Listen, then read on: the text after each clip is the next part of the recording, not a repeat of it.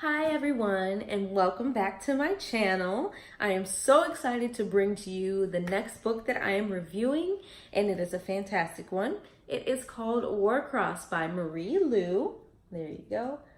And the basic synopsis of this book is that there's a teen hacker, Amika Chen. She typically works as a bounty hunter to make some extra cash, and she tracks down Warcross, which we'll get into that later. Warcross players who bet on the game illegally. So in order to win some quick cash, she kind of glitches herself into the game in order to get a super rare and valuable piece, and she's exposed for the world to see. Everybody knows who she is. So once she does that, the owner of the Warcross game, Hideo Tanaka, kind of makes her an offer that she can't refuse. And it's a whirlwind of coding, fun different worlds, and some romance sprinkled in a little bit in there. So it's a really good one. So let's get started. First of all, I want to say I was roaming Barnes and Noble just trying to figure out which book to read for my review, and I chose this one because it's all bright and silvery and it's like shiny and makes you want to pick up things. And then also this little excerpt that says a vibrant action-packed shot of adrenaline. That really made me want to read that because I like action, I like adrenaline, I like all of that. So I'm excited for that. The main character of the book, Amika Chen, she is a badass tattooed girl who knows all about coding. She's a bounty hunter, and she has to physically go take down these guys that are betting on Warcross illegally. And I thought she was written as a great character. Just in visualizing her, it's great to see a female that's just super badass and about her business and hustling, trying to get to what she wants. So when the opportunity comes up to possibly steal something from a Warcross player, which I'll explain in a second, she takes it and then she's exposed into the entire world. So Warcross is a game that Hideo Tanaka came up with, and it's a virtual reality game. And think of it like Quidditch is the way I think of it as. It's just two teams going at it, trying to basically capture the flag initially is what it is. So anyone can play, and you can create your own avatar. It reminds me a lot of Ready Player One, actually.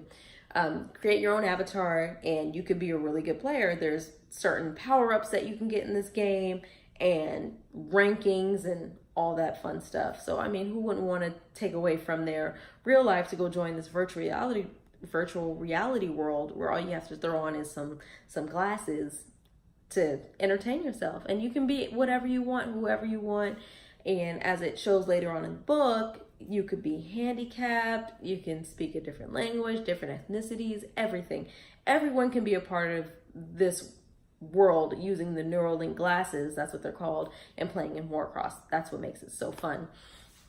The backstory of Amika, with her father kind of being like a hopeless artist, just trying to make more money and also gambling on the side.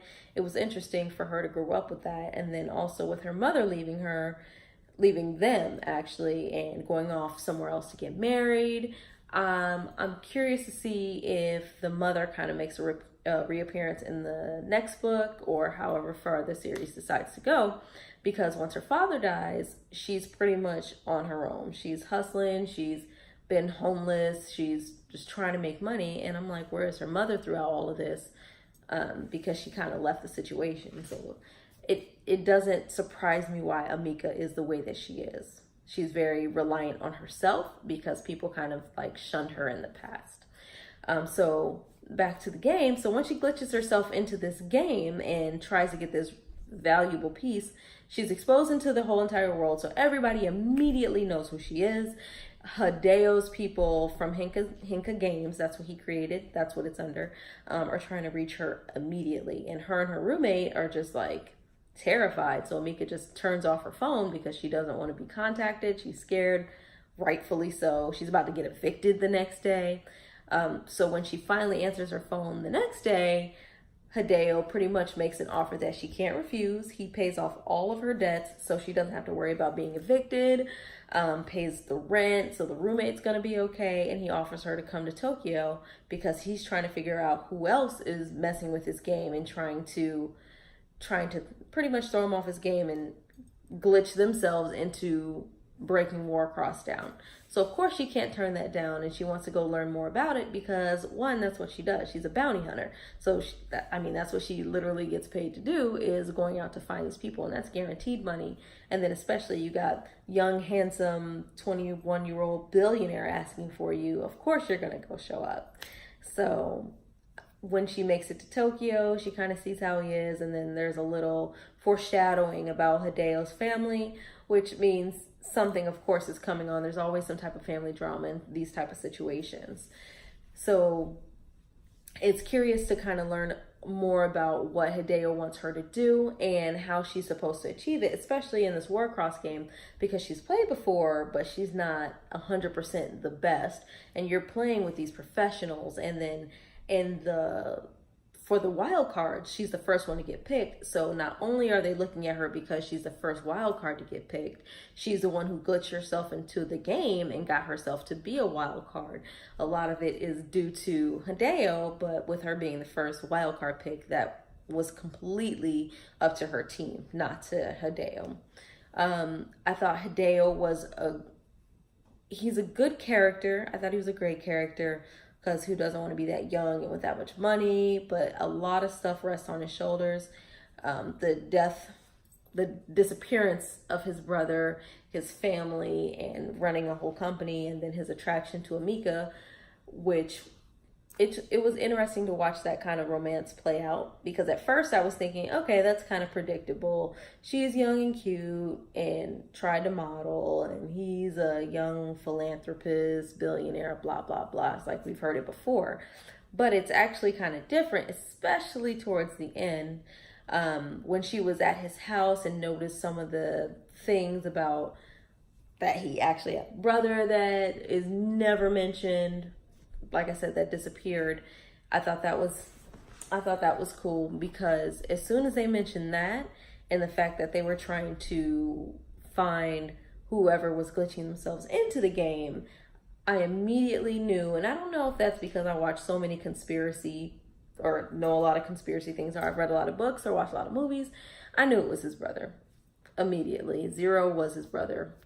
It just is what it is. But so I don't know if it added kind of like a twist to the end, and it made it interesting, because you would think typically in a romance situation they would end up together and he would whisk her off and blah, blah, blah. But it's not necessarily, because he kind of stabbed her in the back. And the whole point is Zero, Hideo's brother, was trying to stop him from taking over the world pretty much with these contact lenses, because he sent the contact lenses out for free for everyone. So it does the same thing that the Neuralink glasses do, but they're contacts, and they pretty much, even if you're not utilizing them, they're still a part of you. So in the event that you're thinking about doing something illegal, Hideo and his team can basically steer you away from doing that, and that's his reasoning to that. But people should still have the freedom of choice, freedom of will. So if they're going to do that, unfortunate as it may be, they're going to do it anyway. They shouldn't have to be controlled. But Hideo doesn't want what happened to his brother, which was running into a forest and never finding him again, to happen to anyone else, allegedly, so far that we know. So once Amika hears that, she's of course about freedom of choice, and basically what he's not doing is right. So we know that romance is dead. So I'm curious to see if anything's going to happen with Zero from here on out, which would make sense.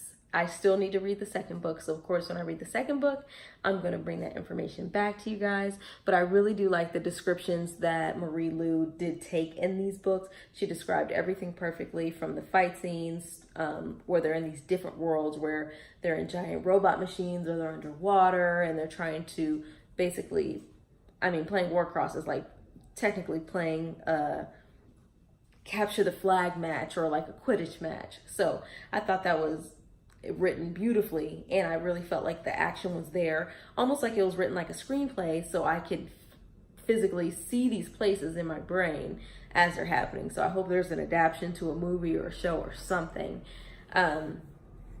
I thought she did really good with that. I like the ethnicities in the book, the different diversity. I like that with the Neuralink glasses or the contact lenses, you're able to kind of see subtitles of translations of what people from different countries that speak different languages are saying, because that kind of brings everyone together, that now that everyone can understand each other. I think that makes it a lot easier, and I think it's cool because when you're wearing these glasses, you can make friends with literally anyone in the world because language barrier is no longer a thing. And I think that's the most beautiful thing of this book. Overall, and also the storyline reminds me of the Kingsman movies. So I don't know if you've seen the Kingsman movies, but basically Samuel L. Jackson character sends out these cell phones or gives out the free SIM cards for everyone and promises all these perks, but that's only so he can control them mentally once they do retrieve all these SIM cards. Same thing with Hideo, just maybe like less sinister, is that he does want to control people, but he doesn't want to, so far, doesn't want to control people maliciously. He just wants to be able to lower crime and kidnappings and runaways with that. So it's like, is he doing a bad thing or is he doing a good thing? So I'm curious to see how this plays out. I thought it was fantastic, and I'm excited to read the sequel, which I will be getting within the next week or two, and I will come back with another review. So if you enjoyed this, please share, like, comment, all that fun stuff, and I will be back next time with another book to review, and let me know your thoughts. Thank you. Bye.